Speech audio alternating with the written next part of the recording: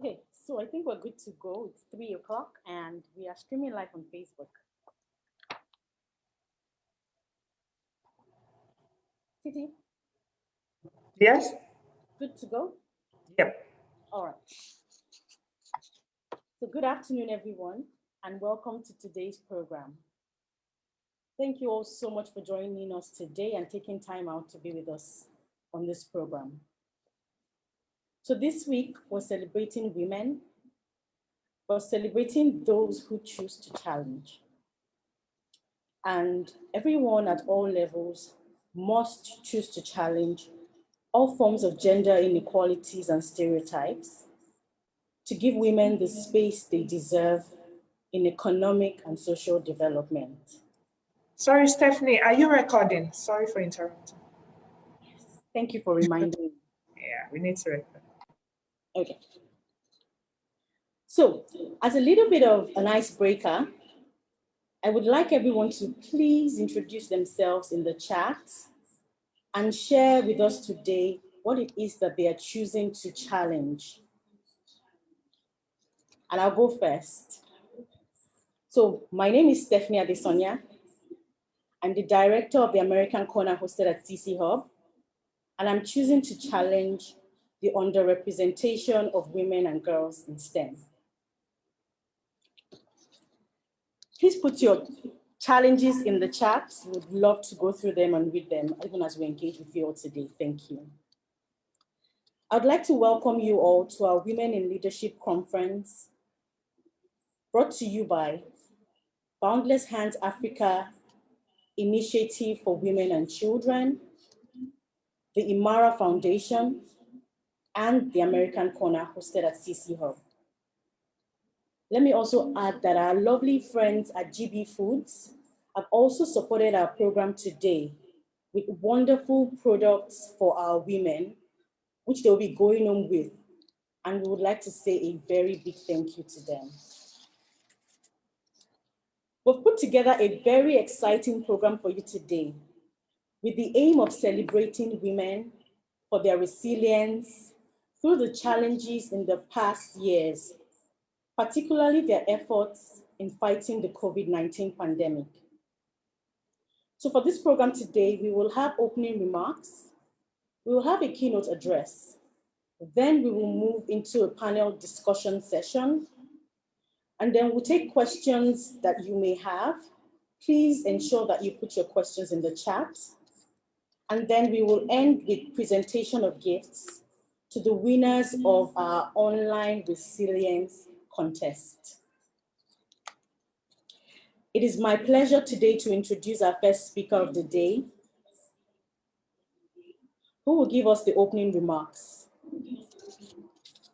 She is no other than Jennifer Fold, and she is the Deputy Public Affairs Officer of the United States Consulate General in Lagos.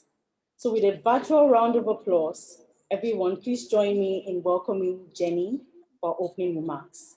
Thank you. Thank you so much, Stephanie. Hello, everyone. I'm really excited to be here with all of you during this important month, Women's History Month. And we recently also celebrated International Women's Day on Monday. So no better timing for this Women in Leadership Convention.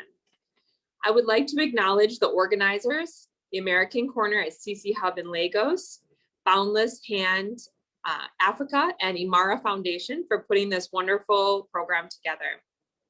The goal of today's event, Achieving an Equal Future in a COVID-19 World, is to mentor and build the capacity of women and girls so they can become more resilient.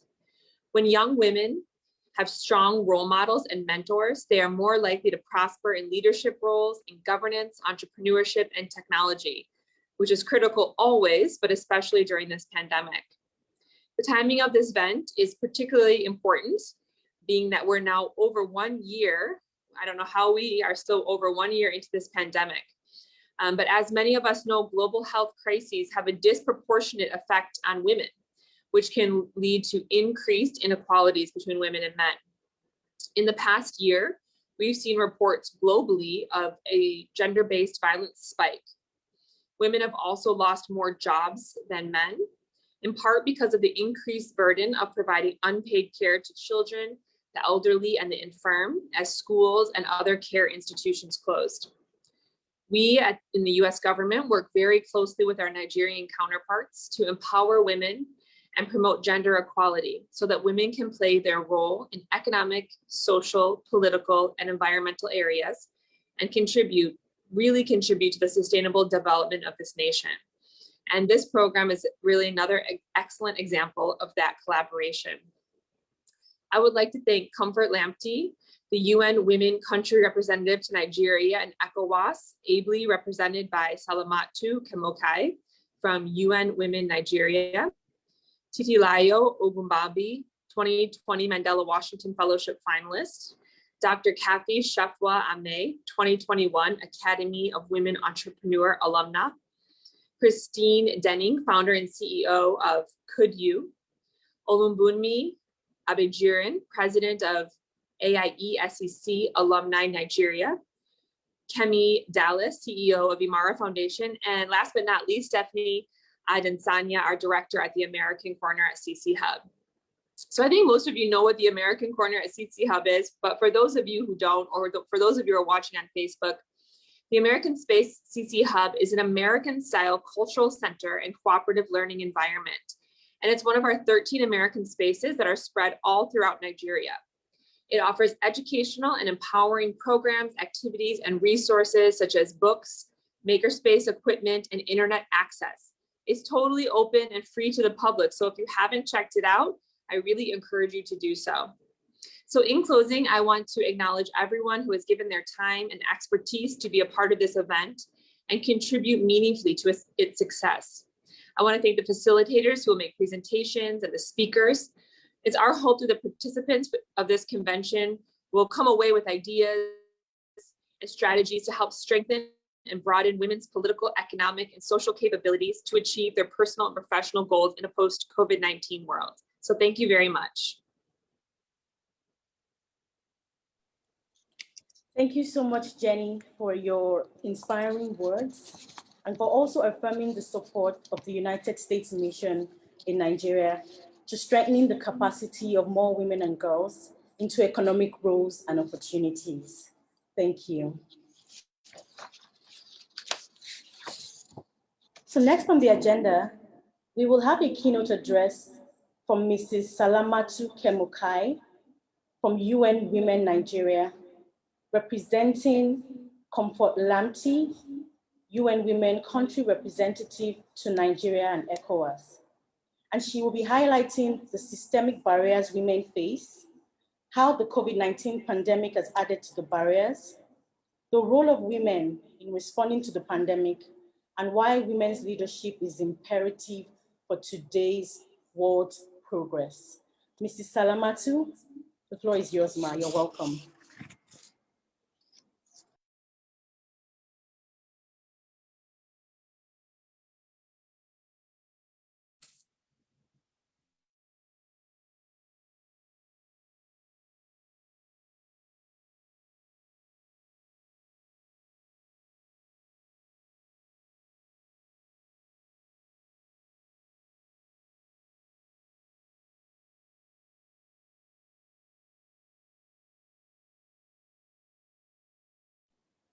Mrs. Salamatu?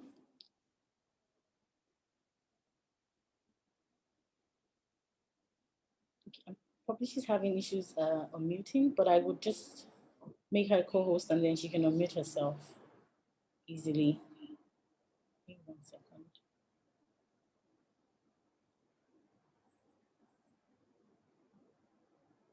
Okay, Titi, I don't see her in the, I think she probably network has thrown her out. Yeah, Can you help me? Okay. Yeah. She was here a while back and now I don't see her. I think the network, because she told me she was maybe somewhere in Maiduguri or something. So Oh, wow, okay. we should just give her 1 minute and see if she can join. Okay, that's fine. We can wait. But while we wait, welcome again, everyone. In case you're just joining us, we are introducing ourselves in the chat. And so we're putting things that we're choosing to challenge So please, if you have any of those, just put them in the chat, introduce yourself. We'll be happy to meet you. So I think she's back. All right. Yeah. Welcome back, ma'am. Thank you very much. And I'm really sorry that I'm joining all the way from Maiduguri, and I'm having a bit of some internet challenge, but I hope I'm audible enough now. Can you hear me? Oh, thank you very much. I think I would start first by addressing Madam Titilayo Olubumi, Executive Director of Boundless Hands Africa Initiative. You know, I'm very much impressed as a young person, and you are really leading such a powerful organization. Madam Jenny Falls, distinguished panelists, whom I believe will be giving us insight into what they are doing today, and probably also motivate us. For some of us who have actually not been in business or who have not become CEOs, I'm sure after this conference today, I should be able to aspire to such a position after which. Thank you so much. I think for me, it is both an honor and privilege to represent Madam Comfort Lante, the UN Women Country Representative to Nigeria and ECOWAS, who sends her sincere apologies for not being able to make it to this commendable conference today. For some of you who have met Comfort, you know how much she's passionate about generation equality and especially young women's leadership. So it's very unfortunate that she could not make it to this meeting. We all know that this is International Women's Month. I'm happy that it's no longer a day, and she's being dragged into all sort of events, you know, at this particular moment. I'm really sorry that she's not here, and she sends her apologies. I must hasten to say that I am representing UN Women, but I'm not the representative. That is a very special leadership title that I would hopefully achieve someday.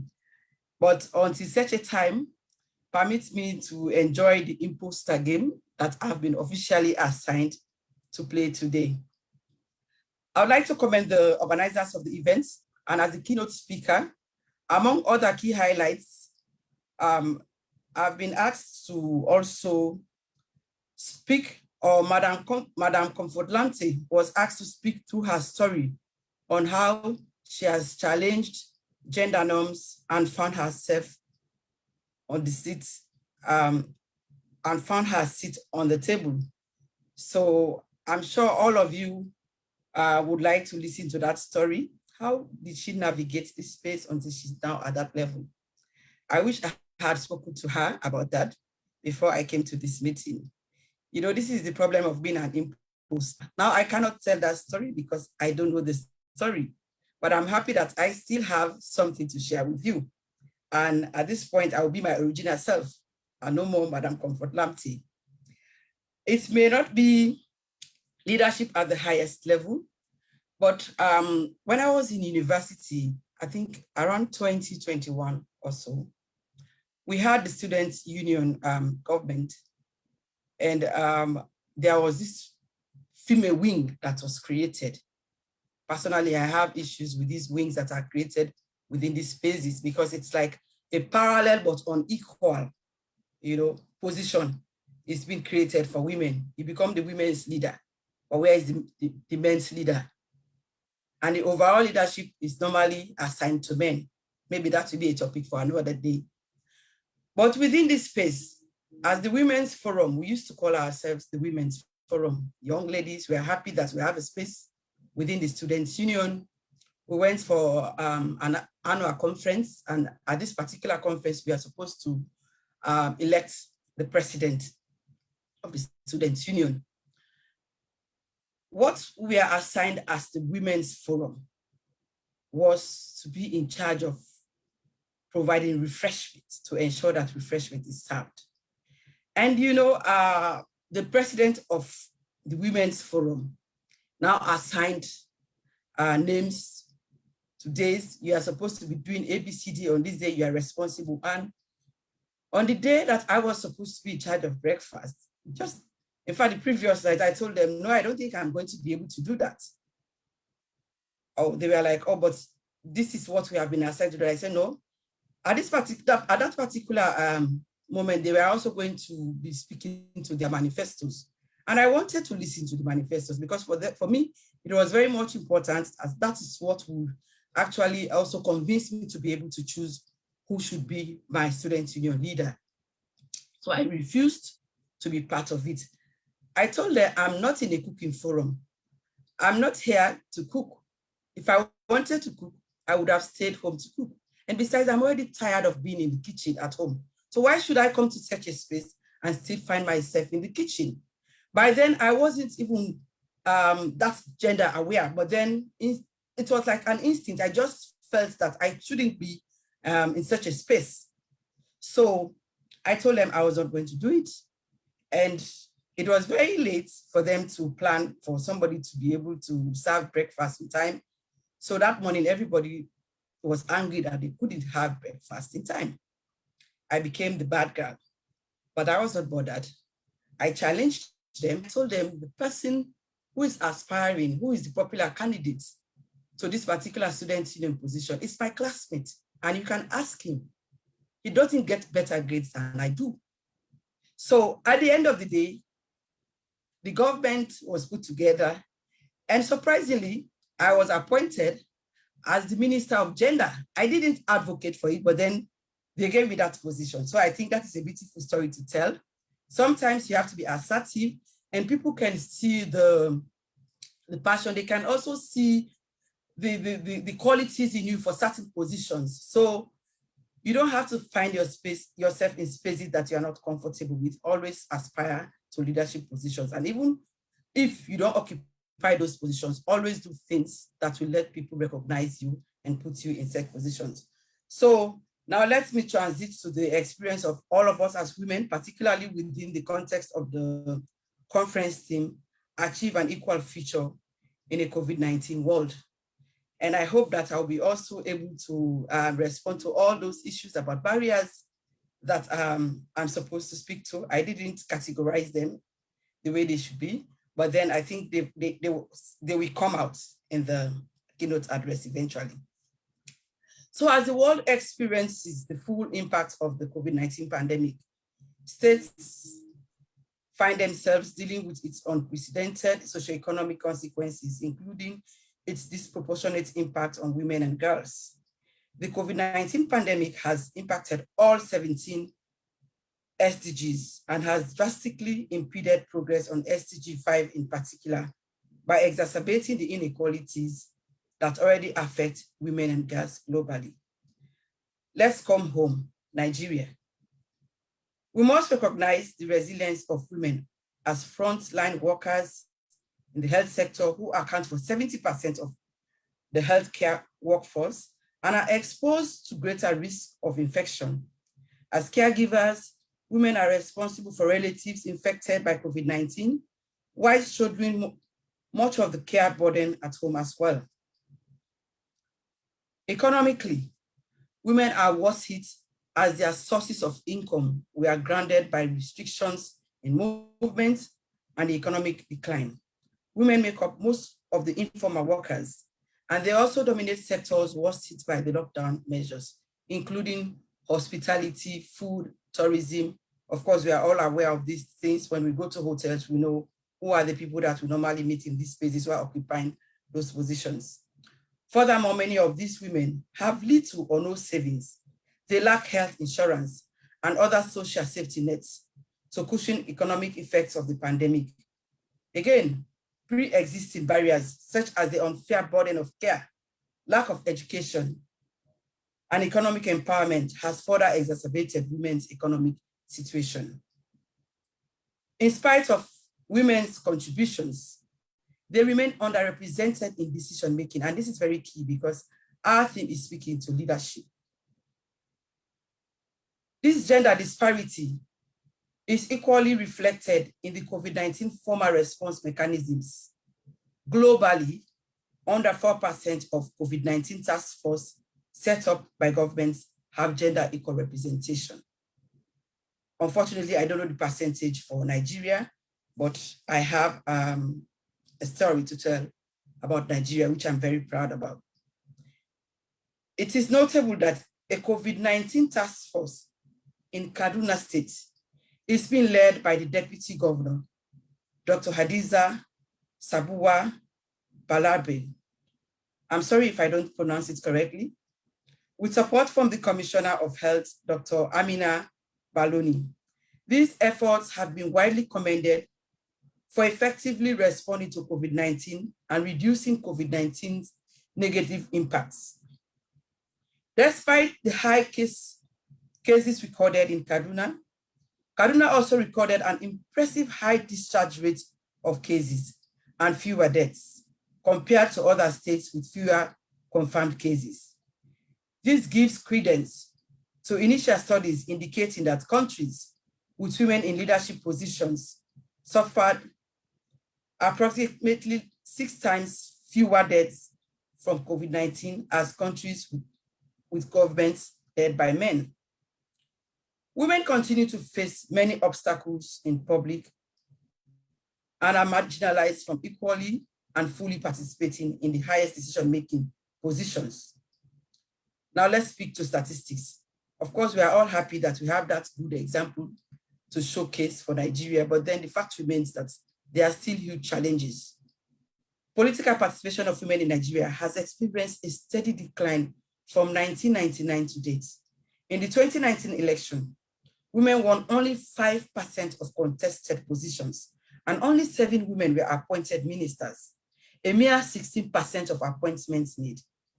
Statistics reveal that women representation in the Senate is 7.3% and 5.8% of legislators in the House of Representatives, making Nigeria the lowest in terms of women's representation in sub-Saharan Africa. Efforts must be made to adopt and implement affirmative action, reforms, and temporary special measures to accelerate progress in widening this powerful gap. Now, again, I speak to some of the barriers. Male domination of politics and political parties has hindered women's political participation. Women are usually not elected to the positions of power within party structures because of gender biases of male leadership, for instance. The working culture of late night meetings associated with a career in politics is in conflict with social acceptable norms on women's working life. These discriminatory gender norms and practices and negative stereotypes significantly affect women's participation in public life, including reduced and unequal economic and political participation. Whilst I speak about male dominance, I also want to draw our attention to the issue of culture. We know that sometimes we are very much focused on men not giving us the space, but we need to be also aware that the issue of leadership, the issue of decision-making culturally is within the male domain.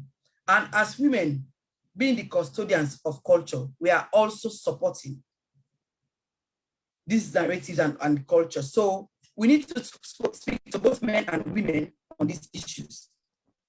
In conclusion, UN Women will continue to work together with the government of Nigeria, fellow women and other male counterparts, particularly he for she's, to move forward with the Generation Equality campaign, which calls for women's rights to decision-making in all areas of life, equal pay, equal sharing of unpaid care and domestic work, an end to all forms of violence against women and girls, and healthcare services that respond to their needs. Thank you all for your audience. Wow. Thank you so much, Mrs. Salamatu, for sharing your wonderful story and for also motivating young women that their seat is at the decision-making table and nothing should stop them from aspiring to leadership positions. Thank you so much again. You're welcome. So really quickly, we're going to be moving into the panel discussion of our program. But let me quickly introduce our wonderful moderator who's going to take us into this session. She is no other than Titilayo Ogubambi. Titilayo is a gender activist, policy analyst, and executive director of Boundless Hands Africa initiative, which is a non-profit championing gender equality, sexual and gender-based violence, and women empowerment by supporting women with skill and knowledge to succeed while building a community of future female leaders through her network, Leading Women Africa Network. She has over 10 years experience working in the downstream oil and gas sector and telecoms infrastructure industry in Nigeria, and also in the social development sector. Titilayo is a multiple award-winning girl child advocate, a One Champion 2019, a Yali RLC 2016 Fellow, and a Mandela Washington Fellow 2021 finalist. She holds a bachelor's in public administration from the University of Jos in Nigeria, a professional certificate in nonprofit leadership and management from Lagos Business School, and is currently pursuing a master's in international development and policy degree at the Harris School of Public Policy, University of Chicago.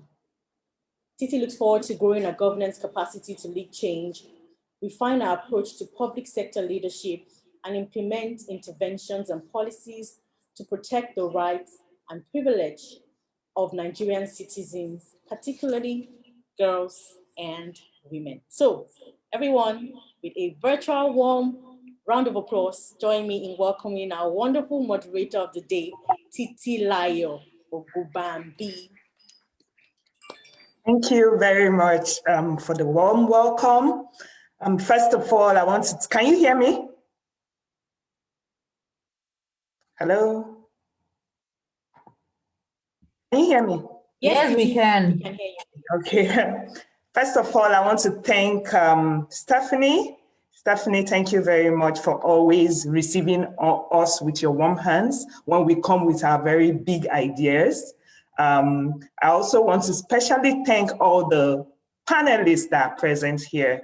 So just moving directly into our panel discussion session, I would like to read the bios of our panelists, and I would like to tell every lady that is sitting here, please stay fast and listen to these exceptional women that are with us today.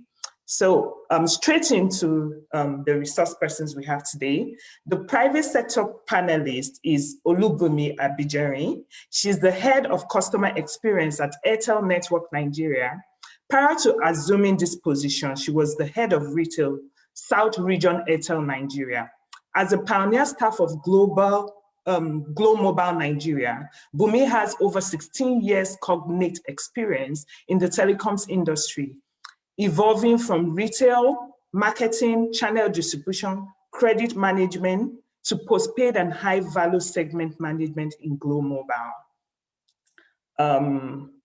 Moving on, her profile is really long. I can't read everything.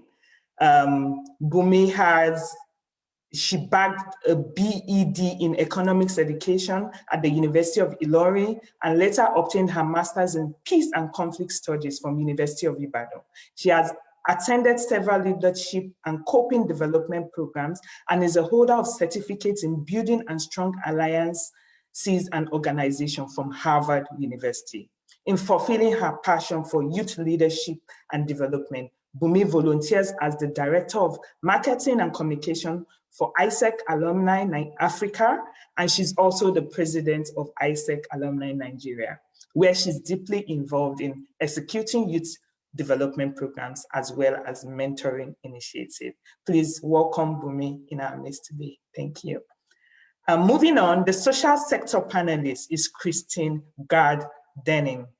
Christine is the founder and the CEO of Could You, whose mission is to partner with African leaders, NGOs, and governments to incubate, prove, and scale solutions to poverty.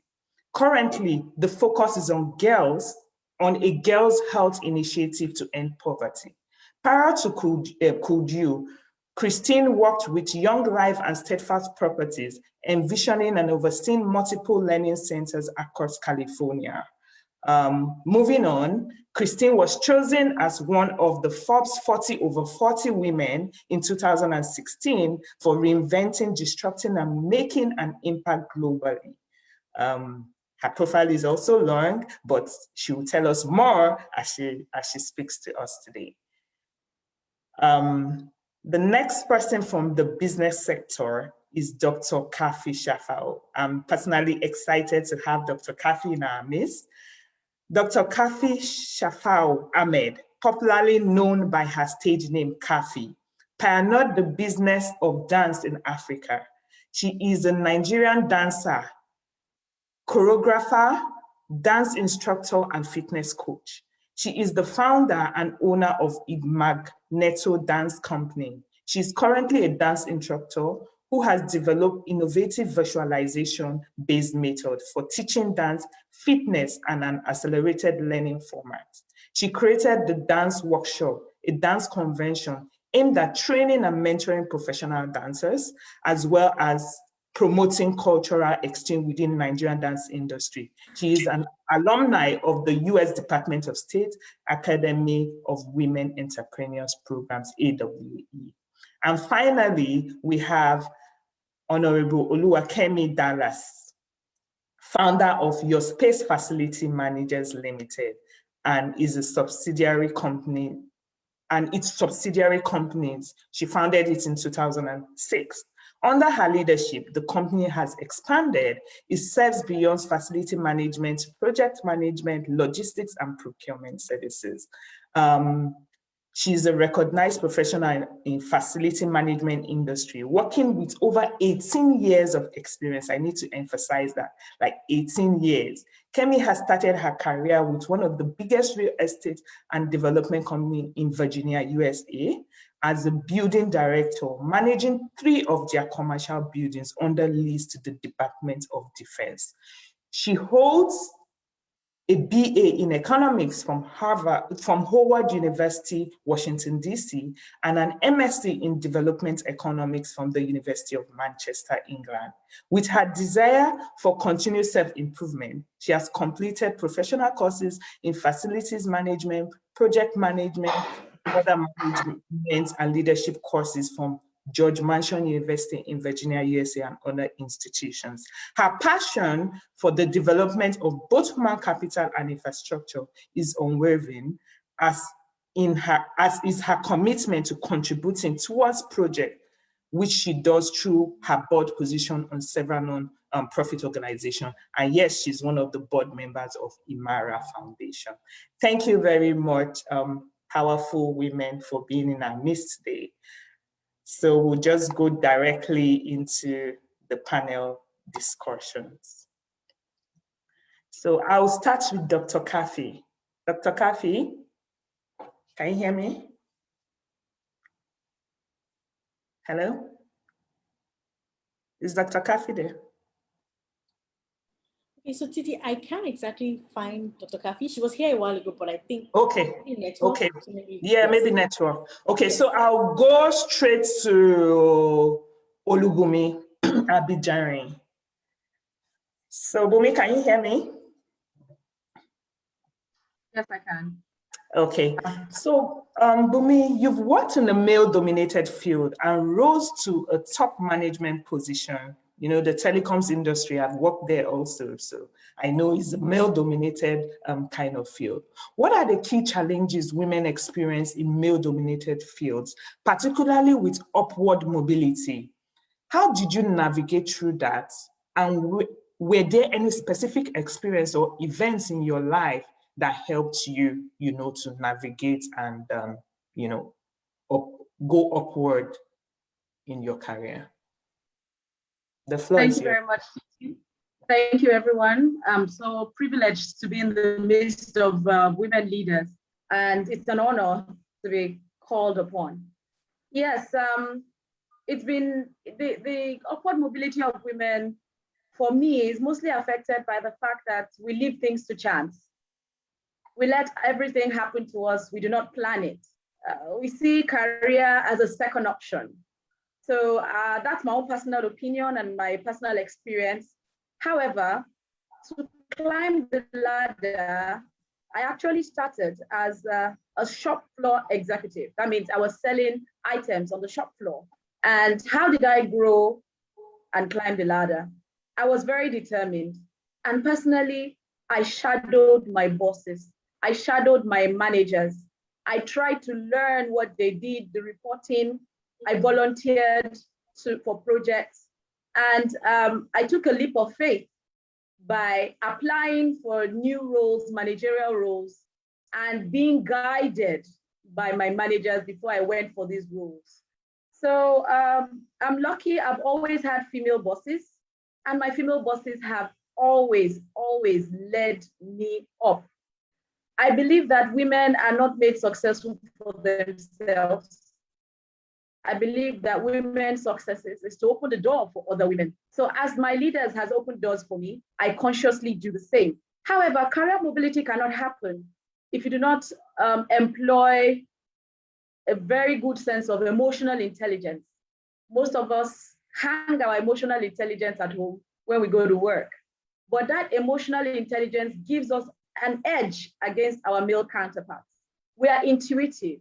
We have the sixth sense to not only use data, but use the eyes of our minds to see information, what is said and what is not said, what is written and what is not written. We can read the room.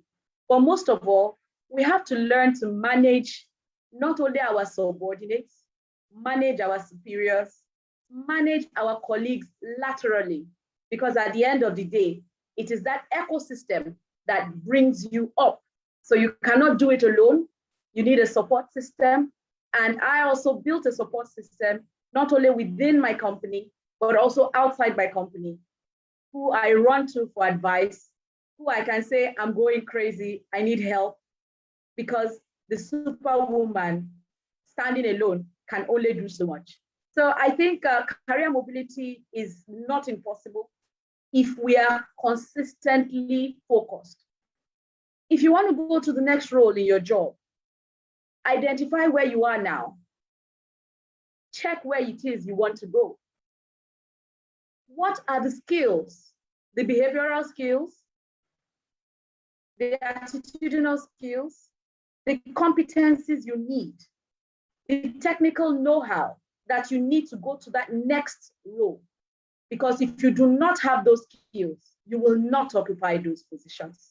So you look for those skills, acquire them, and take a leap of faith, apply for the role. In-house and outside the business, you'll be surprised that you will beat so many people hands down. Just give yourself an opportunity to shine. Thank you very much, Tokwe and Titi. I'll stop with that for now. Thank you very much, Bumi. This was really, really insightful. Is Dr. Kafi here now? No. Okay, So she's actually been coming in and going out. I think her network is really unstable. Okay. Let me go to Madam Kemi Dallas. Madam Kemi, it's always good to have you. So your question is a little bit similar to what we asked Madam Olubumi. It is you've not just been a CEO in a male-dominated industry. Personally, for me, when I hear of facility management, building, and all, it's there's that gender bias associated with that industry. So can you just tell us a little bit about your journey, like what spurred you to even start that career, and what specific events, led you to making that decisions? And then we always want to hear about challenges. What are the greatest challenges to starting a business, especially in Nigeria? How did you navigate it? Were there any specific challenges you faced because you were a woman?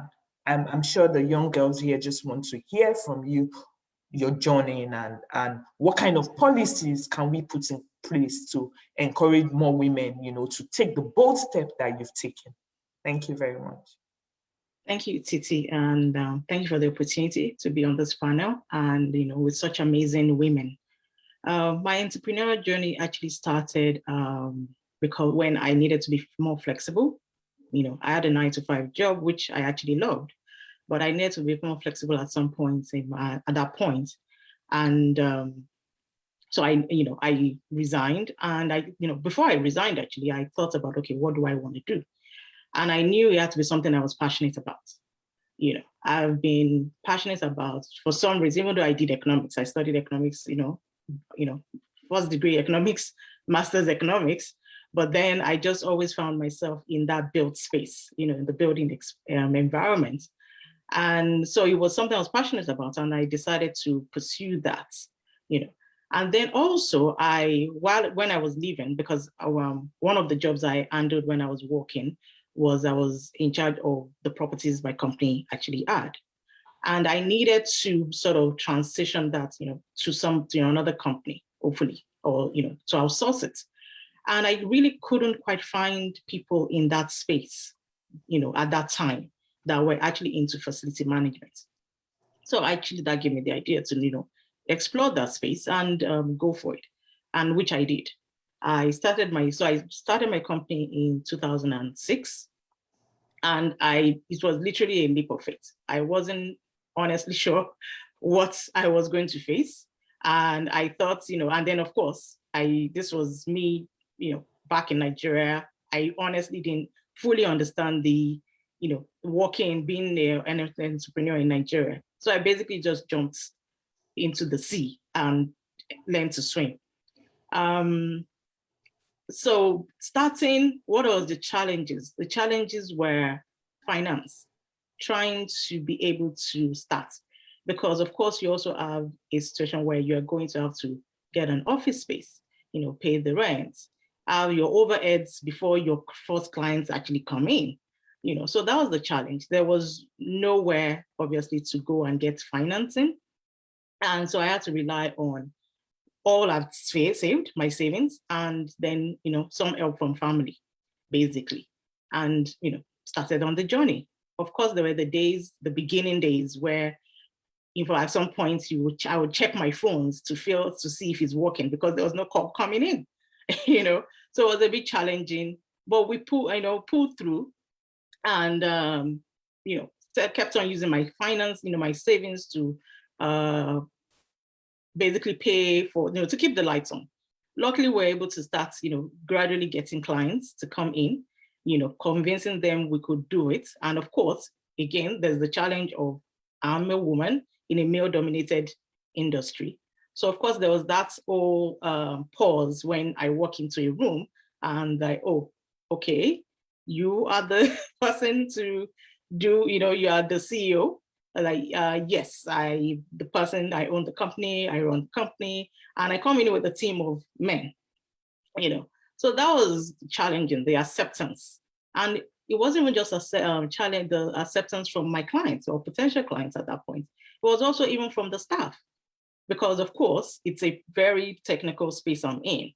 So I had the challenge of even my staff also believing that as a woman, I could actually function in that space. And so I had to basically prove to everybody that I could. And one of the key things I did also was pause and also took, classes and courses in facility management, of course, to equip me on, the theory part of it, which I will call it a theory part of it, but the technical skills of it. Secretly, I honestly had to learn a lot from my staff, funny enough. So I had to be open enough to learn even from my staff, without them even knowing at the time. I was actually learning from them also. So I had to learn because I needed to understand, so bring, some common sense and then the technical part and just navigate through it all. And luckily I was able to actually, get to a point where even I would stand and even argue in terms of some of the technical, spaces with the staff, and they understood that, okay, well, she clearly knows what she's talking about. So then I started gaining the respect because people that started understanding, I knew what I was talking about, and so that helped. In terms of what policies can be set up, to encourage women, I think, of course, finance again, because for my space where I work, it's a very capital intensive space. I spend, I tell people I spend money every day because maintenance is a major, it's a major thing, especially in Nigeria, where the culture of maintenance has been like secondary. And now people are learning and understanding the need for continuous maintenance and not just waiting for things to break down before before it's fixed. So with that, finance is a major challenge, because sometimes you have to bridge the gap between when your clients pay and also, making sure you actually also get your, the work you need to get done. So finance, I believe, even more now, I think, the space has changed from, of course, 2006 when I started. There's more going on right now. We're trying to get finance for women, but I think there should be more done in that space. I don't think it's still enough. I think there still should be enough, more to be done in that space. And then lower interest rates, because women they say, are bankable. Women, we have a conscience. We are very accountable. We'll always do what we say we want to do with, when we have access to capital and stuff like that. And I think so that space, financing is definitely one of the things policies should be, looked into that. Another thing could be, possibly is for the federal or even state government to actually coin a space for women-led organizations, so basically give a, like almost like a quota, like, a section of your contract, maybe 10% of it goes to women organizations, led organizations, to help, because that helps. Because it's one thing to also have some skill sets, another thing to actually be given the opportunity to actually also be able to do what, you can do. So I think, so to provide that space for women to also be able to step in, because it's actually quite intimidating sometimes when you walk into a room and you're the only woman there and the only female there, and everybody's, it's a boys club. So to give people, to give women, make it okay for women to also step into the room and be able to, own their own, because we can, and we do. And so, but we just need the opportunity to be able to, to be able to step in there. In terms of what would I tell the young ladies, hoping to get into any sector, or even my sector, I think one of the things that's kept me going is my passion.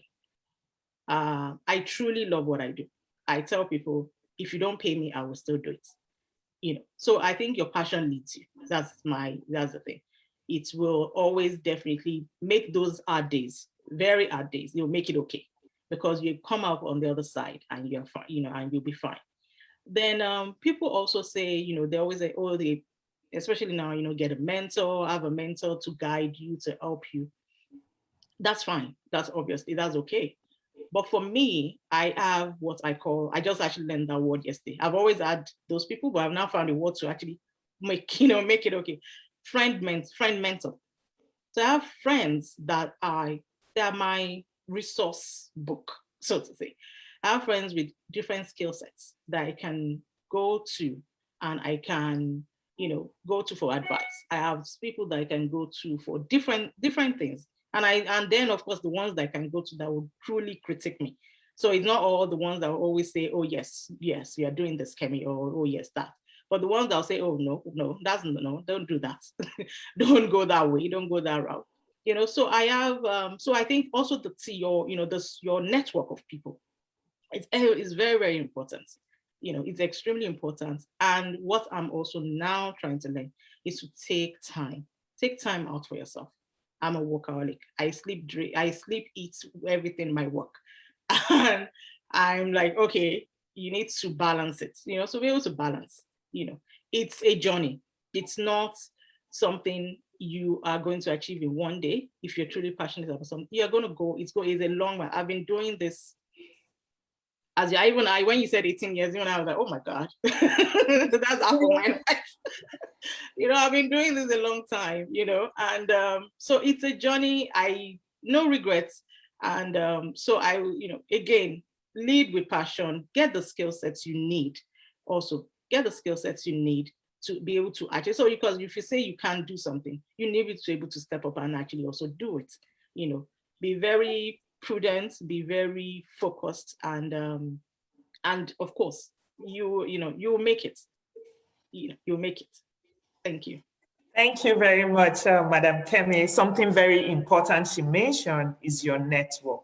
Who are your support system? Who are those friends that can actually criticize you when you are doing something wrong? And who are those friends that you run to that can help you? It's really important. Then for women, I understand the take time for yourself out of every situation. Like, you just have to take a break, rest your head, and then, keep going. Thank you very much, Madam Kemi, for that very insightful, talk. So moving on, let's have Christine. Christine, I really didn't read a lot out of your profile because it's really long and inspiring. So me and you are in the kind of the same space. So I want you to tell us about yourself so that we'll know you more, your work, and the specific events in your life that led you to do it. Social work is something that is kind of very slow and can be discouraging. And then we want to know more about your work in the developing countries like Africa. I know most of your work is in Africa. What are the most pressing challenges women and girls face in attaining gender equality? And what do you think should be done to address those systemic challenges? Thank you, Christine. Over to you. Great. Well, thank you so much for organizing this panel. And it really is an honor to be just having this conversation at this time. And I love what was just said previously about making sure that you surround yourself with good people. And so one of the things that came to mind is when I was young, I got out of college, I was in my 20s, and I got out of college, I was in my 20s, and I didn't have the kind of experience that everyone else would have had, but there was a job I wanted. And so what I did was I went to the mayor's office and I told her, I will work for you for free until you see that you want to work with me. And they didn't think I was serious, but I was. And I was willing to work for them 40 hours a week and not get paid, and then waitress on the side. So I think there's this sense of sometimes what do I encourage a younger generation is choose what you want, go after it. And in the process, I think you get alongside someone as an intern, or just because as soon as they see that you are good, I think then they want to continue to work for you. But the way that I started the work I'm doing now is I was working in Mozambique. We had an education program where we were working with teachers, government teachers, and they had a high illiteracy rate among the current students. They were statistics that were showing high school students were graduating and being told that they were functionally illiterate. So our local team began to train teachers how to identify illiterate students and get them literate in 5 months. But in the process of that, we were told by our partners that 94% of the girls were starting kindergarten and only 11% were ending up in the 6th and 7th grade. And so we began to look at, how do you build a nation without girls? You really can't. And so we were asked if we could identify some of the reasons why that was happening. And we understood that it's multifaceted. There are a lot of reasons that might keep a girl in a community from going to school, but we also knew that menstruation was one of those barriers that we could tackle. And so we reached out to the world's leading researcher on menstrual health in rural Africa and asked her opinion. It's Penny Phillips Howard out of Liverpool. She's done a lot of published articles and research that showed the menstrual cup was safe and green and cost effective and was working. And so we began to think about what would it look like if we could focus on menstrual health education and providing a product that would allow a girl to not have to buy another product for a decade. And so we never expected to pivot the way that we did.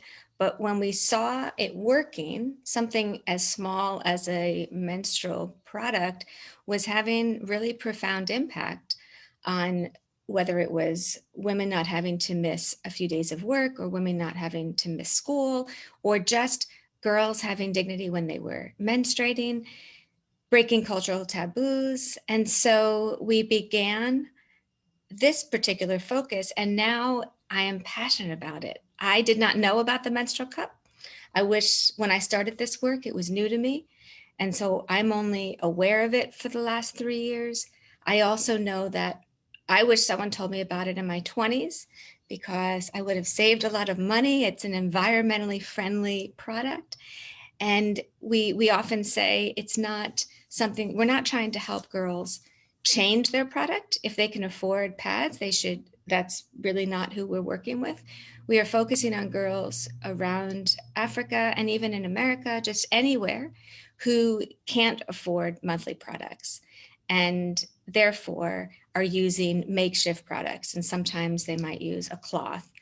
But even worse than that is the studies that we've seen globally that show sometimes it's as high as 1 in 10 young girl having to have transactional sex for pads.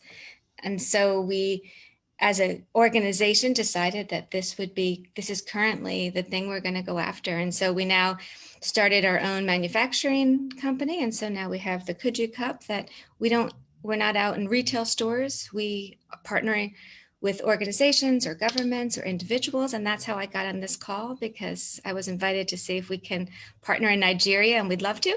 And so I'd say my passion is that no girl's future is limited because of her menstruation. And there was a movie that won an Oscar. And I love what she said, Melissa Burton, that a period should end a sentence, not a girl's education. And so that is where I am focusing my time and my efforts. And it really is, it's an honor. And so I think the biggest barrier for development is when girls are not able to reach their full potential.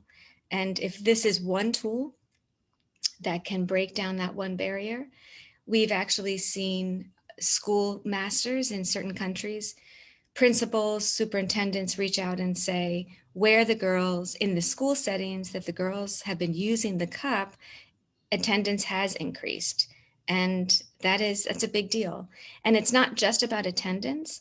It's about, there are some practices that girls are, the misconceptions in some communities where girls were told they shouldn't cook, they shouldn't cross a river, they shouldn't go to their faith community, they shouldn't go to school, even if they had a product. And so we work with local communities to just identify what are your conversations around menstruation, and we want to invite men and boys into the conversation so that at some point we're talking about it and it's not taboo. And so the last thing I'll say is one of the ways we're doing breaking taboos, we partner in each nation with local celebrities, people who have a passion for this issue. And they might be singers or actors, it depends on what country you're in, where they want to come to communities to basically start the conversation and use their influence for good. So we are excited to meet you all from Nigeria, and hopefully a year from now, we'll look back and there'll be some good things that we're able to do for the young girls. Thank you very much, Christine. Very, very insightful. And personally, to me, menstrual health and hygiene is something our organization, Boundless Hands Africa, work on. I don't know if Salamati is still here. This is a discussion we'll definitely want to have with her further on how to bring those cups to Nigeria. Definitely. It will go a long way in helping more of our girls stay in school, especially girls in underserved communities.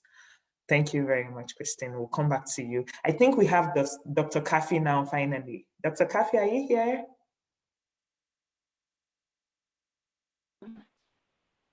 Dr. Kafi? Yes, I am. I don't know. I had network issues. I was just going in and out. I can imagine. So sorry about that. Thank you. We finally have you. So going straight into your questions, can you tell us a little bit about yourself? I know we know about you. Like, I'm sure every lady on this platform knows you like me. I've been following you for some time. We really want to know what led you into the entertainment industry and the specific challenge you faced as a woman in the entertainment industry, especially with a lot of body shaming and all those bias that goes on in the entertainment industry. As a follow-up to that, what are the key challenges women face in the entertainment industry, and what can we do as a community to address them? Thank you, Dr. Kafi. Over to you.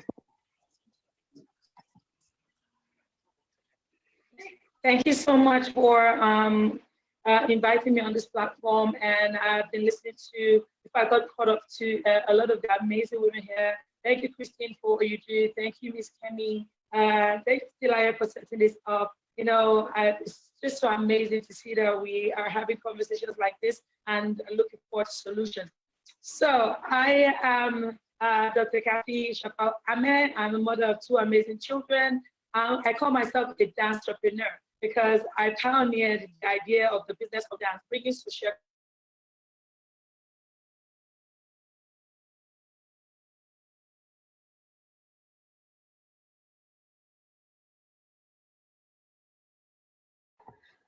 I think we lost Dr. Kafi again. Stephanie? Yes. I think we lost her again. Well, she's frozen, so probably network challenges again. I can. Yeah. So Yeah, while we wait she's for dropped off the Dr. call. Yeah, while we wait for Dr. Kafi to come back, a lot of conversations are going in the chat box. Chat, But yes. but I would just want to go back to Bumi briefly. We also have a question about COVID-19. The theme for this year is Women in Leadership, you know, in the COVID-19 world. How do we go beyond COVID-19? So COVID-19 changed the world in every sector, was impacted. A lot of people lost their jobs, especially in private sector. So as a private sector player, how did your organization handle the pandemic? What are the lessons others can learn on how, you know, to build resilience? Resilience is something very key to what we're discussing today, to systems to accommodate shocks like COVID-19. Like, how do organizations, how will we plan better for, you know, pandemics like this? We hope COVID-19 will go away very fast, but how do we prepare ourselves in case we have something like this? And finally, many young women listening to you today want to be like you. I for sure want to be like you, Madam Bumi.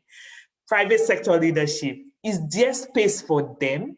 What do you add? What do you have for them to make their dreams a reality? Thank you very much. Over to you, Bumi. Thank you very much, Titi. It's a pleasure to be here again. Can you hear me? Oh my God. Let me just. Hello, Dr. Kafi. Yes, Hello? I'm sorry, I got cut off again. I think you moved on to someone else. Do you want us to carry on, or should I? No, Dr. Kafi, you can go then. After you, Madam Bumi will go. I really apologize for this situation.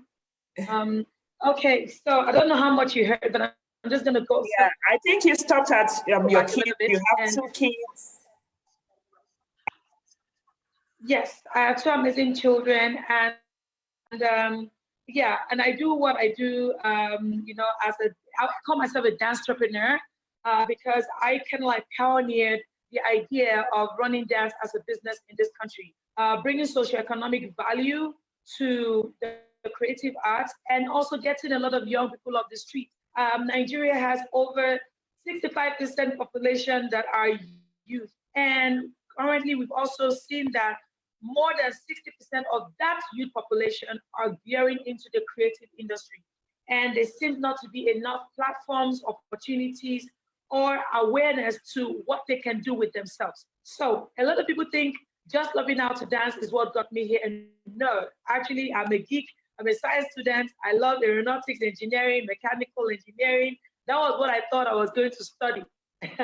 However, I saw the prejudice that comes with being a girl child.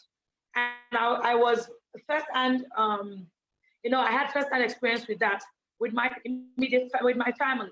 And the reason is, after going through a lot, doing my SATs, examinations, getting scholarships from prestigious universities in America, Wichita, Kansas State, and I was subjected to family decision of, she's a girl child now, why do you want to spend all this money in America on her head?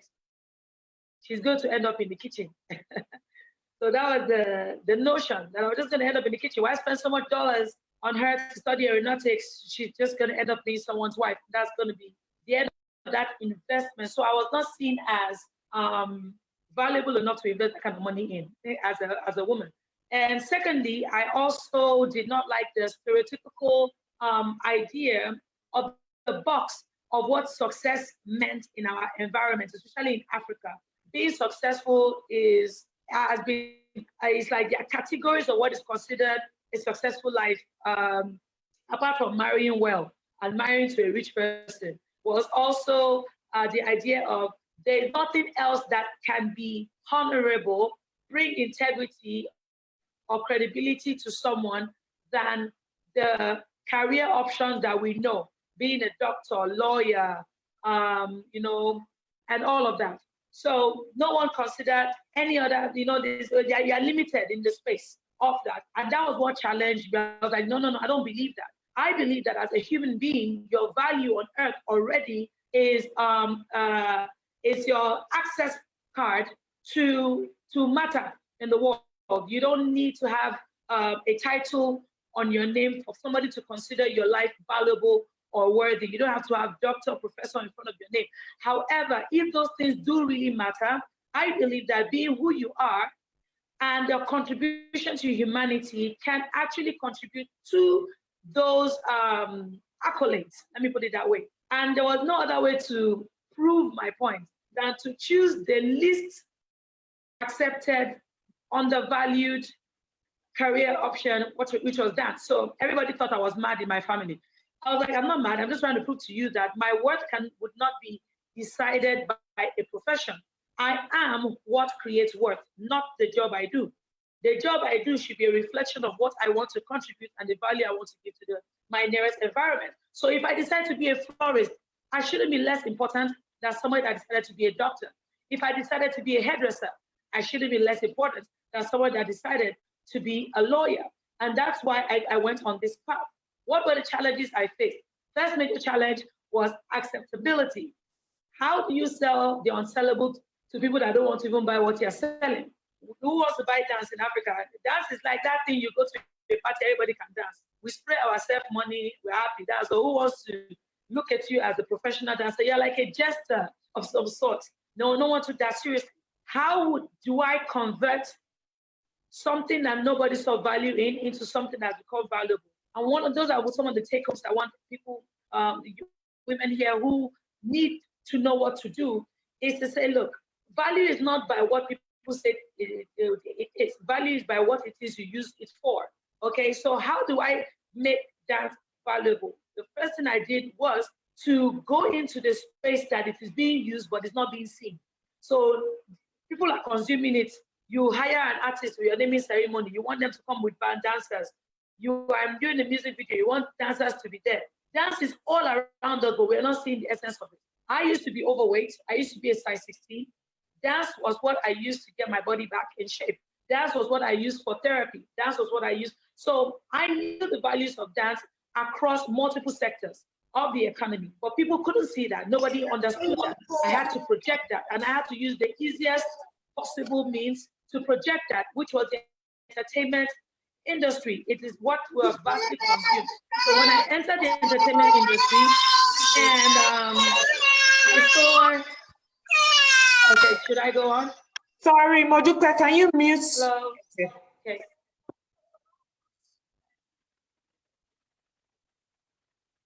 Okay. Yes, so let me continue.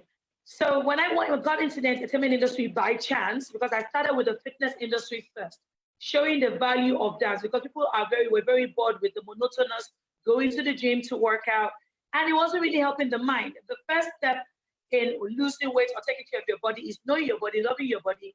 Then the body starts to take care of itself with you. It needs you to take care of it. It's not magical. It's not by jumping all over the place. So through that, I was able to get an opportunity to be at the entertainment space. And I found out that it was zero acceptability, zero value. And one of the things that I had to do was to prove the value. How did I do that? Just by appearing in a music video. One music video changed the perspective. How did he do that? It changed the perspective because nobody was bold enough to be on the television and help an artist project the energy of his music or his craft. The moment I did that, what transcended was that the artist himself started getting more airplays. More airplays means more shows. More shows means more money. Can you see the link? That was how I established the value. If I can get people to want to listen to you more, want to watch you more, want to, you understand, hire you more, how dare you say I'm not valuable? How dare you say that? And that was the horse I rode on. You know, other challenges were people wondering why I'm wasting all of this intelligence and articulate eloquence to dance. So they're like, you're so intelligent. Why are you? And so dancing the only thing you want to do in your life. So you just want to dance your life out away. I'm like, no, there is more to dance. Dance helps me reform a lot of minds of young people. And if you can reform minds, you can increase productivity of an environment. And if you can increase productivity, then you can increase the GDP and the economy. So as much as they try to bury us to the bottom of the food chain, we are an essential and integral part of the socio-economic value of our environment. And those are the areas that I try to buttress as a dancer. And breaking the Guinness World Record gave me a platform to have a voice. And that voice has not died. And today, it's still there. So as a woman, multiple challenges based on gender-based challenges. Why is it a woman that is talking like this boardroom? You have all of that going on. I go into an environment whereby the man is the director, or the man is the one with the camera, or a creative director, and I want to voice my opinion. And I'm looked at from a sexual perspective of, I know that girl that is dancing in that video. What do you have to say? You know, even editors. Till today, I have to fight some of those situations. You understand what I'm saying? Why I have to talk them down. Like, look, before you can prejudice me, bring your prejudice to me, listen to what I got to say. When they do, they are shocked, and respect starts to build. It is something that comes with time. Like I said, respect is earned. It's unfortunate that we women are relegated in a lot of areas and aspects of the world, but I don't like to cry over spilled milk. What I like to do is ferment the milk and make wine. You know, like, we need to start converting a lot of that negative energy and see what we can use to ride on it. If they say women are supposed to be meant to be in the kitchen, let's see who then is going to be controlling your wellness in food. That means we can poison you now if you say we're in the kitchen. So I think it's high time that we look at some of those areas that they try to relegate us in, and actually look at the power those areas have and project that power back into the community and use that for ourselves. So I hope I've answered your question. Wow, thank you so much, Dr. Kafi. That was really, really powerful. You need to go to the comment section. It's really powerful. And one thing I got from everything you said today, what is the value you're putting in those things that they're saying they're women, area, they are women? What is that value? You put value into dance and is making you an entrepreneur today. So if you're on this platform, what is that value you're putting into any of those things that are segregated as women? Thank you. So over to you, Dr. Bumi. We're running out of time, but let's see how much more we can cover. All right, before I go on, I'd like Dr. Kafi to know that I'm one of your ardent followers. Throughout the pandemic, you kept me in shape, especially with the Afro sessions. So you might not know, but you affect lives more than you know. You affect my family, you affect everybody. So thank you. I never got the chance, but this is an opportunity. Thank you. Yes, how the organizations handle the pandemic. The pandemic was an unprecedented period for us all. I call it the period of the 3 Ps. There was pandemic, there was politics, and there was protests. So across the world, even into Nigeria, we had protests. We also had the politicization of the pandemic. However, we had to survive as human beings, and not only as human beings, as organizations during this pandemic. First things first was the issue of the lockdown. It was unprecedented, and it took a lot of mental toll, not only on everybody, but mostly on the women, because they had to take care of the children, take care of the home, and they were most affected by the pandemic lockdowns that happened worldwide. But I'd also like to mention that 7 countries across the world that were being led by women actually handled the pandemic better than countries where they were being led by men. Namely, we're talking about New Zealand, Iceland, Finland, Germany, Taiwan, all these countries, Norway, Denmark, they all handled the pandemic in such a way that they had the least casualties and they kept their people safe. So the lockdown is a very, very, working from home was an instrument used by most organizations. And we also deploy,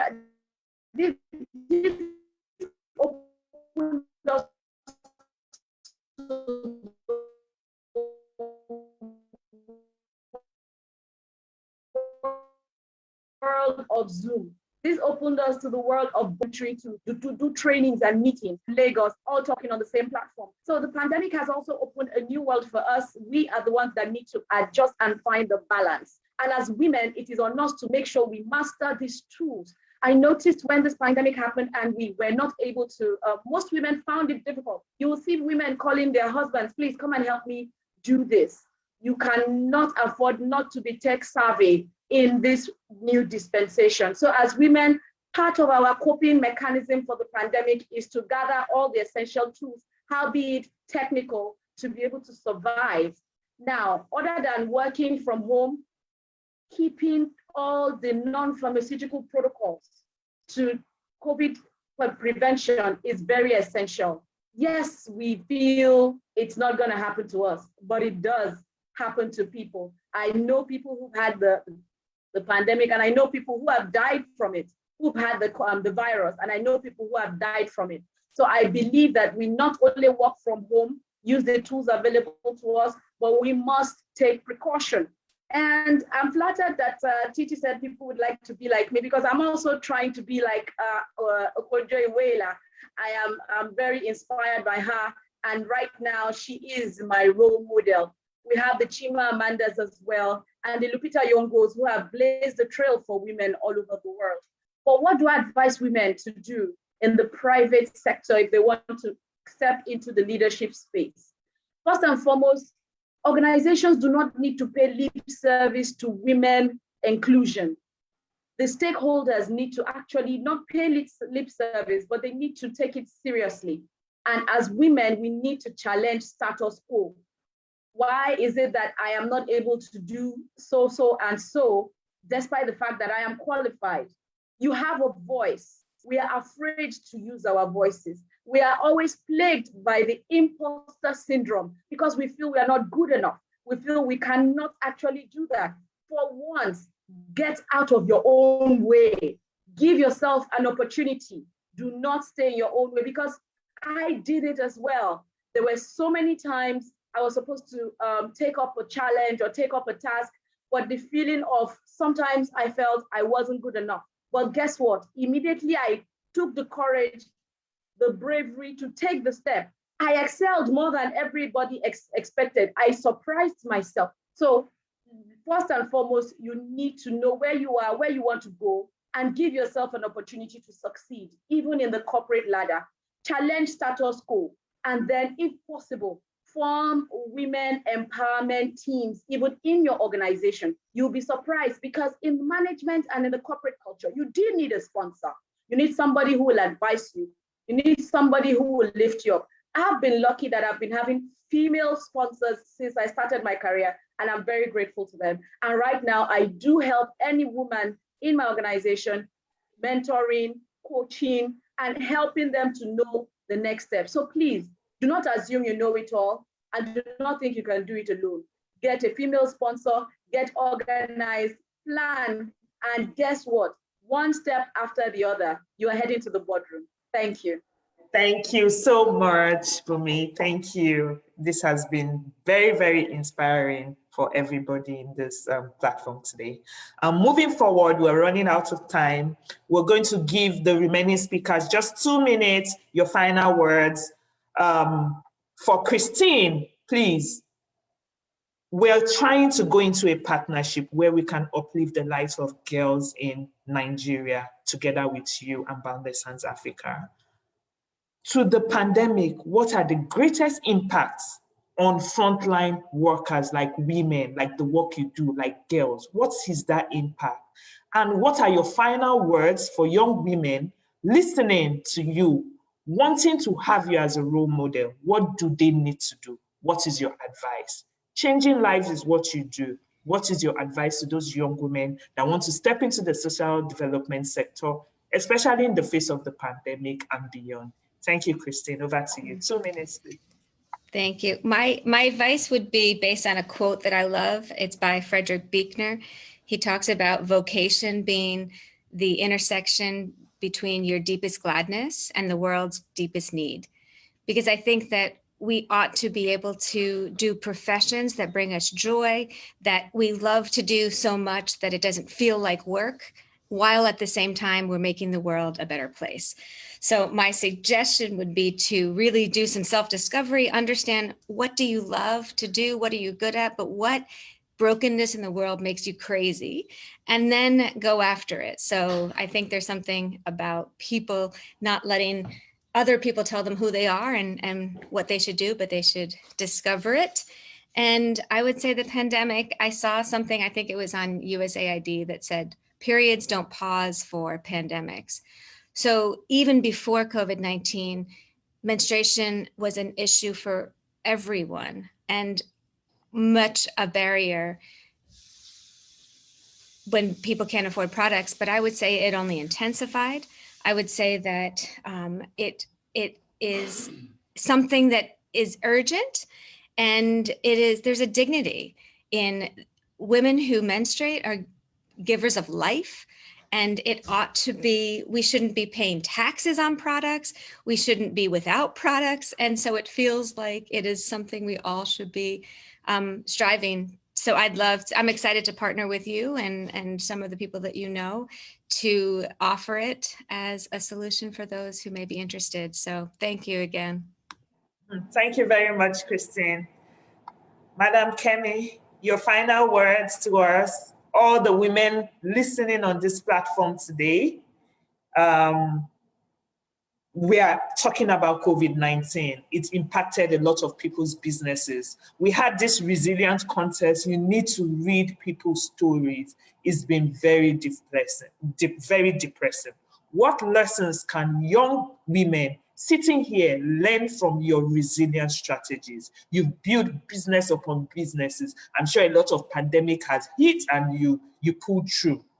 Innovation and entrepreneurship are the future of Africa. Many women listening to you today are looking up to you because of your successful entrepreneurship, life. What is your advice to them? As they strive to live their dreams, what can you tell them today? 2 minutes, thank you. Thank you, Titi. With regards to the pandemic, like everybody else, it happened. It started, we had no plans, nobody knew what was going on. And I work in a very unique environment, which is I can't manage from afar. I can't maintain from afar. We had to still be there. We had to still, I said it to somebody, we were part of the essential services, and the way we, handled it was I was able to quickly think on my feet. How do I provide my service to my clients without any, as little as possible, a glitch in transmission, so to say. And so we put things in place. We went ahead, I had to secure my staff because of course there was a lockdown. So we couldn't also move. So we had to come up with a strategy on how to have the staff close to to their different sites, to work sites, or even on their sites. And in terms of even the clients, of course, everybody was very agitated, didn't know what was going on. And to kind of relieve some of their anxiety, I partnered with a company where, we constantly were disinfecting all our estates, that we're managing, and just bringing some kind of form of comfort and relief and, to our clients. So for it, it's, it really kind of worked out for us because we're able to actually even get the attention of other clients that were able to actually even now led to some other opportunities that we didn't even know, will come from it. And so with that lesson was, always try to also, think ahead, to be able to think on your feet. It's, people always say, I have a plan B. I always have plan A, B, C, D, E. I always have multiple plans. If A doesn't work, next one. That doesn't work next. So I'm constantly thinking. I'm always thinking, how best can I, provide the service I'm providing. And I think that's the thing. Always think ahead. It doesn't have to be the pandemic. It could be, different things. Life, changes. We have to deal with issues as it comes. But if you're in your space, if you're constantly thinking ahead, then you are able to, catch up and you're able to deal with things. Of course, it's not always possible. There are times you are just, your back is just completely against the wall. But at least do your best in not just being in the moment. Think forward, think ahead. And then, and I think it helps with the pushback, it helps with, dealing with things as it comes along. So that's, that would be my advice to everybody, to the women, let's, think outside the box. That's it. Always be prepared, as Scout's honor, always be prepared, have multiple plans, have multiple ways of providing the service or, that you provide. And hopefully, hopefully things will work out. Thank you very much, Madam Kemi. If there's nothing I learned today, have plan A, B, C, D. What are your plans? Finally, Dr. Kafi, it's International Women's Day 2021. Despite the progress that has been made in advancing women's courses, there's still a lot to be done. For the young women listening to you today and looking up to you as a role model, what is your advice to them? Thank you very much. Thank you very much.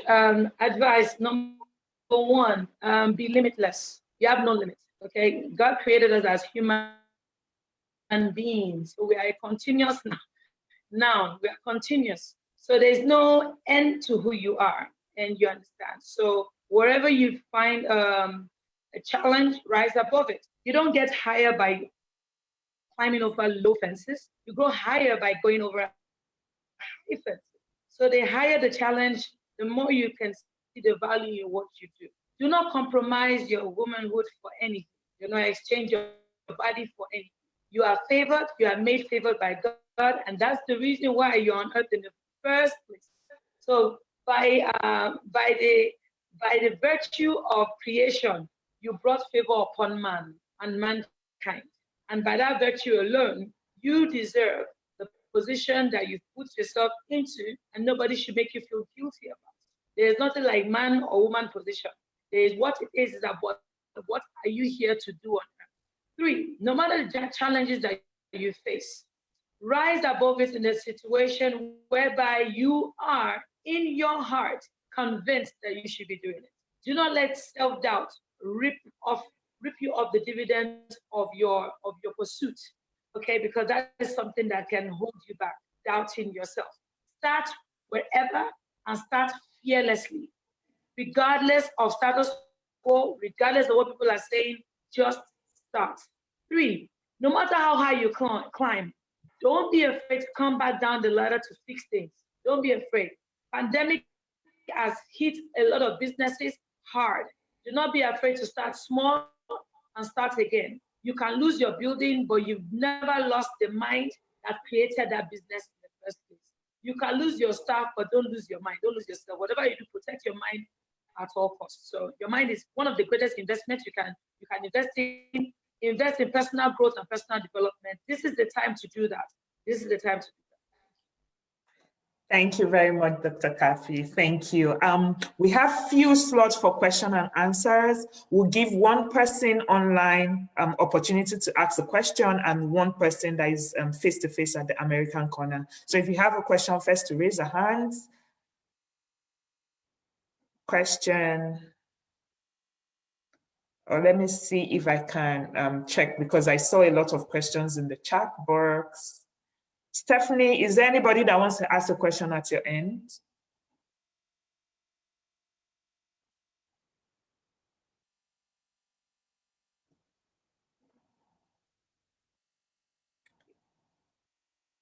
So I don't think we have any question. Okay, somebody just sent me a message. Let's see.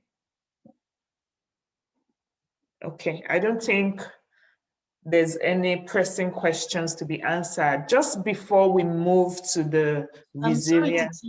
No Okay. question from this end, but I saw some in the chat. Maybe we can take them. Okay, can you help me get to them? Because okay, I will send them to you now. Okay. Or you can just read them out, Stephanie. Madam Salamatu would like to have your final words for us as we proceed while we wait for question and answers. I don't know if you're still there. Just give us your parting words. Yes, I'm still here, and I was actually not expecting that I would be speaking again. I have been privileged to listen to the panelists, and we learn every day, and I learned a lot from them as well. For my parting words, I want to tell the young people that I'm happy the adage, future leaders, is no more. That is not something that we accommodate. Future leaders, there are no future leaders. We are leaders of today. You can lead from wherever you are, and you don't have to occupy a particular position to lead. Your ideas can lead. Build the necessary skills. When people know that you have the ability, sometimes they are the ones who actually run after you and call you to the table. And even if you don't occupy certain positions, if you go to meetings, make sure you already do some background research. You know exactly what you have to speak to. And if you're able to contribute meaningfully, your ideas may lead in those situations. And in such a way, you are leading. You are not there physically, but your ideas are implemented and you are leading. So let's strive for leadership in all aspects. Thank you. Thank you very much. Strive for leadership. We have Abidemi Osinjolu. Please just unmute, ask your questions, and let's see who on the panel will answer it. Okay, good afternoon, everybody. My name is Abidemi Osinjolu. My question goes to Dr. Kafi. Good afternoon, and thank you so much for what you've spoken about today. The question I want to ask is, given the kind of sector that you belong to, you tend to pull a lot of young minds. And I want to know, is there any platform for them to get motivated, from your end? Is there anything you're doing to give back to the society, not only in the dance area, maybe motivating people that have unique skills or that are seeing what you saw in dancing back then, in what they do in their talent, and how to bring it to life? That's just my question. Thank you.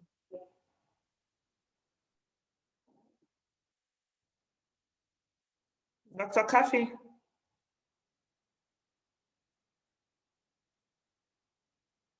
Is Dr. Kafi there? Yes, I'm here. Hello, can you hear me? Yes. Did you hear the question? No, I was just distracted by my children for like a minute. Oh, that's fine. She was just asking, do you have like a network of giving back to women specifically? Like, how do you, directly give back to women in your own space? Okay, in a couple of ways. First of all, my fitness and wellness community was set basically because of that. I know that a lot of women are very, very body conscious, and body positivity is very important.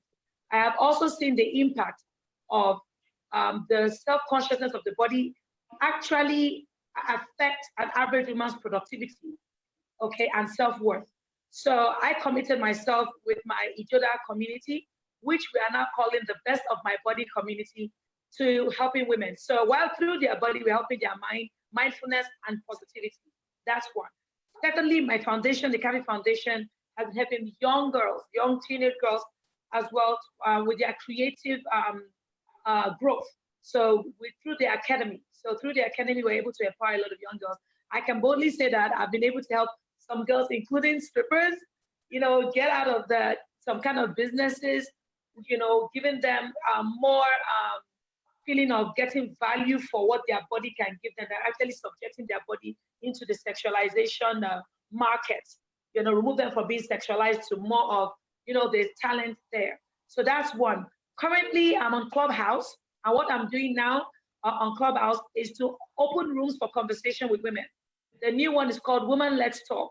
There are major areas in our environment, especially in Africa, that affects the minds of women, and we're not dealing with the truth. Okay, from family issues, marital issues, to collaborativeness, between women entrepreneurs. It is lip service mostly that we see. We want conferences like this to end with action plans, impactation, not just for us to talk to young women, but to also hold their hands. So if you follow me on Clubhouse, you'll be able to also see some of these conversations that will lead to direct impact to your lives, your businesses, and your mental health in general. I hope that helps. You can follow me on social media as well for some of these. Thank you very much, Dr. Kafi. Follow Dr. Kafi on social media. If you're on Clubhouse, follow her on Clubhouse, and we can also get the details of the academy and share it on our network so that you all have access to that. So we are going straight into the resilience contest. Titi, can you hear me? Yes. Those are the face-to-face people. I have one more question from our viewing center right here at the American corner. So, and it's a male. So yes, interesting. I want to hear what he has to say. So please, I'll invite you to ask this question. Thank you. Thank you so much. I really appreciate your initiative. My question is, well, first and foremost, my name is. Okay. We can hear you. Just continue. Yeah. My name is Uche Busi. I'm a journalist and also an author of books. I have two questions there.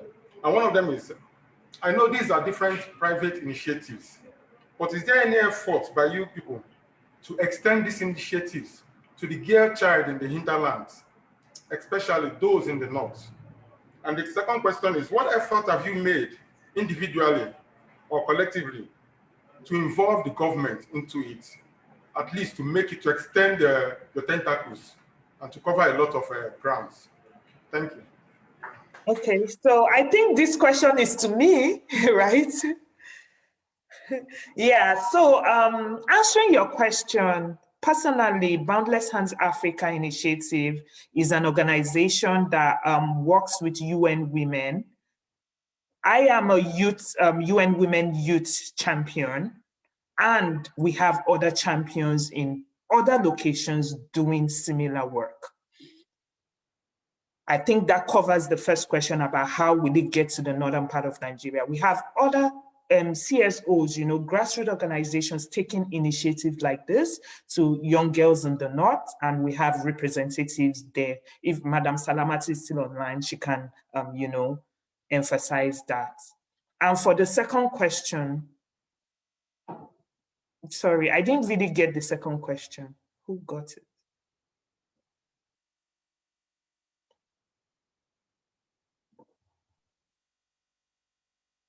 The second question was, what effort have you involved the government? Okay. Okay, yes. For the government, we, as UN Women, their initiatives are, executed with the government inclusive. But yes, it's very important for us to involve the government, especially in state level, in local government levels, and in the minimum grassroots levels. So that's one thing we'll try to do as an organization. We have the US Embassy here, we have American Corner, and we have Imara Foundation too, I think if we come together and involve the government more, we'll be able to reach to, we'll be able to create greater impact and reach more people. So thank you very much for identifying that gap. And yes, we'll definitely look forward to doing more with the government. So I will be handing over to Oluwaseun Ajiboyede to take us through the context, just introducing the concept. When we decided to do this program, we wanted to give back to women that the COVID-19 hits them, more particularly. So we opened the contest for people to write their story. We know that a lot of people were going through a lot of things. Give us your story. And we're really happy that we could partner with Imara Foundation, who provided the seed grant that we're going to be, giving to the 3 women that were successful in the story contest. So over to you, Sean. Can you unmute yourself? Hello, everyone. Just like Titi said, the competition, we had so many stories. Touching stories. Picking was quite difficult. But we have 3 people who are going to be sharing their experience with us. And so 3 of them will be telling us their stories. 2 are available. The other 1 person is not here with us, so I'll be reading his story. So I'm calling on the first person, Ebunlomo Tayeshi. Our business is Akonke, Eleso, and Spices. So, Ebunlomo Tayeshi, can you unmute your mic? Let's meet you and tell us your story shortly. Yeah, 2 minutes, please. We're running out of time. Hello, good evening, everyone.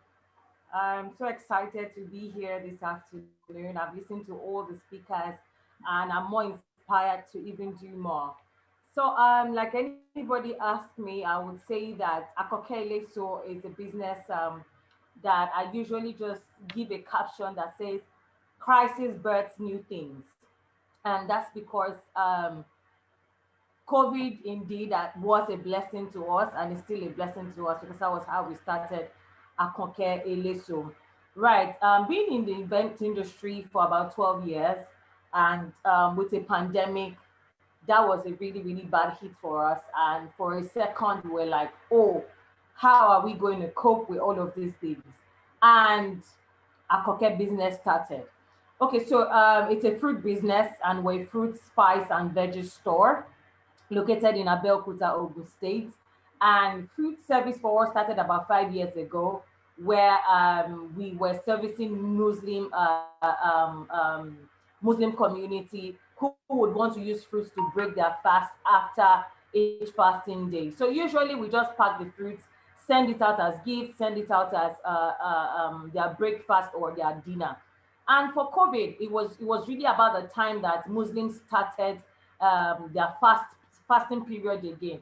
And I just told my brother, who was a graphic artist, that okay, so let's just design a flyer. This one that everybody's at home and we're not going to be doing anything. Let's just design a flyer and say, oh, we have different categories of fruit baskets. And so we did on that day. And leveraging on the former business that we used to do, which is not still former, which is our event business. Of course, I leveraged on that page and I posted on my WhatsApp. And before the end of that day, we got so many orders saying, oh, we wanted this 10K basket. What I'm like, really? We have not even bought the fruits. We haven't done anything. So that was how we kicked up and started off.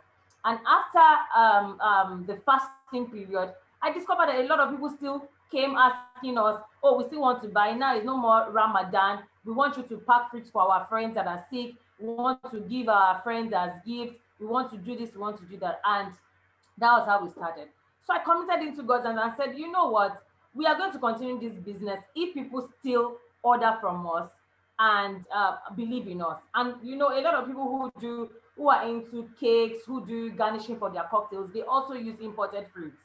And so we started getting more orders. And I told God that we need to open a store just before the end of June. And trust me, on the 30th of June, 2020, we got a space. So we made sure that we're not just selling fruits, local fruits, imported fruits. We also made sure that it was a smoothie bar. So currently, that's where I am right now. It's a walking smoothie bar. People can come in anytime. And also because we also run an event company, it was an opportunity for us to also include this in our package for the event company. So we now style fruits at events. You know, a lot of people usually do that. So instead of having small chops first, people say, oh, let's just have fruits for breakfast. Let's have fruits as starters. So far, so good. Akokele so has been a blessing to us. We don't just sell fruits. We also have a walking smoothie bar. We also do fruit styling at events. And we didn't just stop at that. We went on and on to make sure we got a certification in food and safety. We did a course in that. And the event is also registered. And of course, we are based in Abeokuta. Yeah, thank you very much for that story. Thank you. So we'll be going to the next person now. That's Olateju Akinpelu. Her business is Bubbles by K. So Olateju Akinpelu, can you unmute yourself? I'm truly very grateful and excited and extremely thankful for this platform and opportunity. So before the pandemic, I've been reaching out to kids because I'm so passionate about children, their foundation. So I've been training them, teaching them in the slum. So during the pandemic, I was particularly bothered about them, that how are they going to cope? We need hygiene kits. So I reached out to them. I had basic idea on making sanitizers and all of that. So I went there, I distributed it to them for free. So I got feedback, response that it was good, you know, pleasant stuff. So I just felt this can be a business. If I want to do more, I have to make a business out of it. So I packaged it and started selling. And that's how I started the business. That was precisely May last year. And it has grown. I have other lines like multi-purpose liquid wash, hand wash, sanitizers. And from that, the profits have been assisting the kids. And I am truly grateful for such an opportunity as this.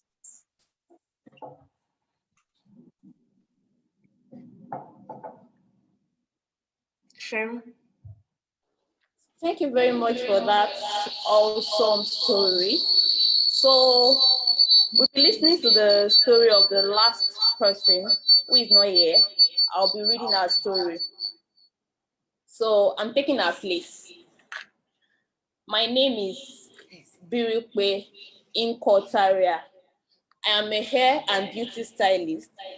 I run a small salon and beauty bar in the Igbo-Efon area of Lekki in Lagos State. My dream is to scale my business up to an all-purpose one-stop beauty shop where my clients can get all their services they need to look and feel their best. But right now, I'm just trying to survive. I got pregnant last year for my first child in the middle of the pandemic. My husband lost his job, and as a result of the pandemic, this has left me with more responsibility to take care of the home. During the pandemic, salons were closed, and after the lockdown, it took a long time for people to come back to patronize salons. In the meantime, I pivoted to home service for clients who prefer to be serviced in that manner. There are so many mini renovation projects I would like to do to save COVID-proof my salon, to get people back in and spare me the added stress of home visits. And also for my antenatal care. I have reduced my staff and support drastically for now. It's myself and an additional one help. I believe this fund will be helpful for me to cope during this challenging time, to expand my business. And I'm also hopeful that things will become better. Thank you very much. So I'm taking a place, such an inspiring and emotional story and empathetic story too. So I believe the funds will be very, very useful for her. So I'll be handing over back to Titi to round up the session and announce all we have for the winners of this Resilient Story competition. Thank you. Thank you very much, Shil. It's reading stories from different women. I think we got about 12 or 13 stories for the contest, and it was really, really emotional for us. I'm just going to hand over to Madam Kenny Dallas from Imara Foundation. They made the funds for this contest available for us, and then she'll be announcing what you're going to get as the winners of the storytelling contest. Thank you. Over to you, Madam Kenny.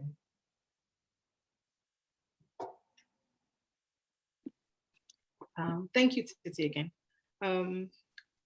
Again, like as Titi said, the stories are very compelling, and we on behalf of Imara Foundation, we wanted to just give a token grant to assist, the winners of this contest. We know it's not, you need more, but at least it's a token. It would help. It will go a bit of a way to assist in alleviating all your issue and all the issues. So each we're able to raise 300,000, and we will be giving each person 100,000 grants for them to use towards their business. And we hope this helps in your journey. And we hope this will help in your journey, and it will go a long way for you. Thank you very much. Thank you very much, Madam Kemi. Congratulations once again to everybody that participated. Your stories were really, really emotional and insightful, but we're hoping we'll be able to do more in the nearest future. Stephanie, I don't know if you're there. If you have more questions, you can send it to us. We'll try to get the speakers on this panel to answer your questions. Stephanie? Hi, Titi. No questions. We're good to go. Okay. So do you have any closing remarks? Stephanie? 1 second. Okay. So our friends at GB Foods, who have supported us with products, would like to just say something really quickly to the participants. So if we could just have about 2-3 minutes, we have a representative that would just come here at the space that would just like to share what message they have. Really quick, we'll take that. Okay, that's fine.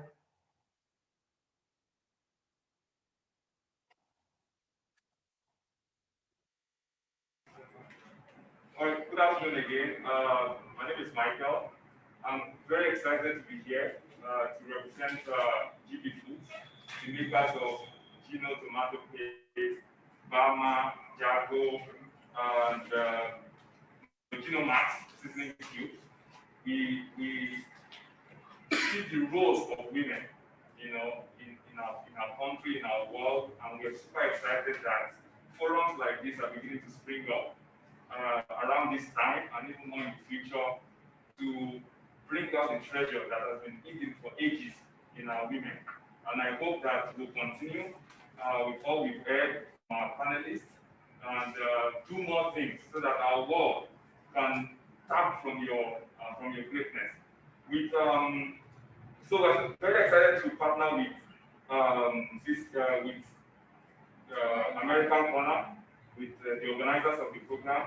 We were talking of samples of our products so that you can use them at home and hopefully love them and continue to do great things and great things. So that's all from us. Thank you so much for coming and thank you for having me.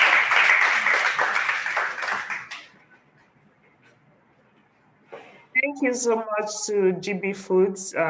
Everybody in the corner got some souvenirs from them. They've been supporting women, supporting everybody since I know them. Thank you very much, GB Foods, once again. So I think we've come to the end of our conference. I believe that we've been able to, impact lives today. We've been able to give women some strategies that you can use to sit on the table. I specify sitting on the table because it's something we have to get to as women. I like to use leadership positions in Nigeria as an example. We have less than 5% women representative in the parliament, So when policies that will affect women get there, they throw it out because we don't have women to help us pass these laws.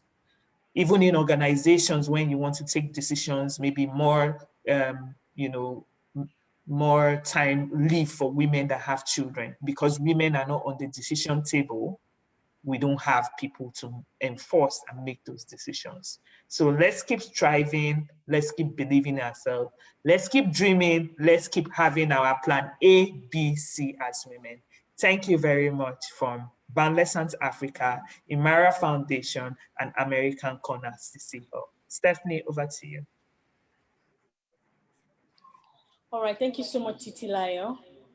And I particularly want to thank all of our panelists, our amazing, amazing panelists, for such wonderful insights that they were able to share with our participants today. Thank you so much, Mrs. Olubumi Abigairi. Thank you so much, Christine Denning. Thank you so much, Kemi Dallas.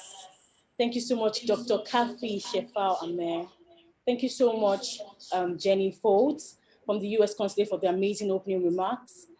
And we thank the UN Women in Nigeria for their representative, who also gave us a wonderful keynote address and shared an insightful story with us.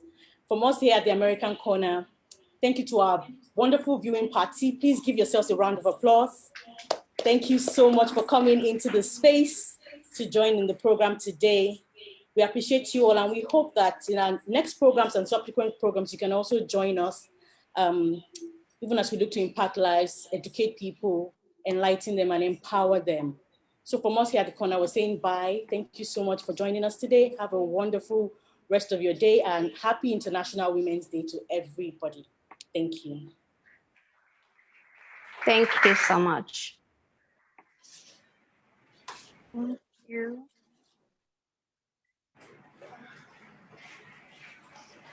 Thank you, everyone. If you don't mind, just to follow with our product. Titi, our online viewers can also get souvenirs. We have so much to go around. And I'm like, well, I don't think we can exhaust all of this. So please, if you're joining us online and you're close by Yaba, that's where our location is, our American space, please feel free to come in and pick up a gift pack. We'll be so happy to meet you. Thank you.